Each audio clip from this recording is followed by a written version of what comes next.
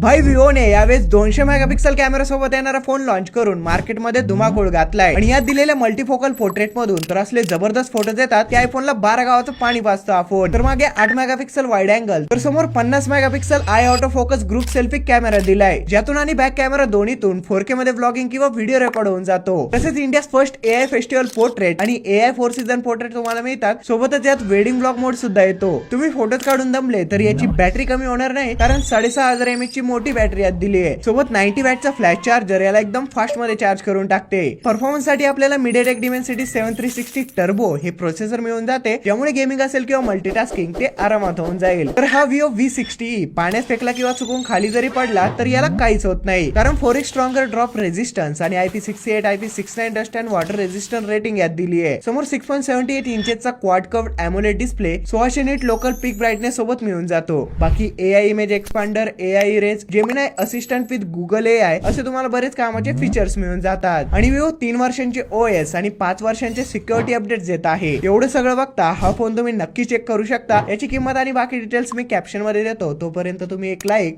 आणि ही रील सर्वांसोबत शेअर करा.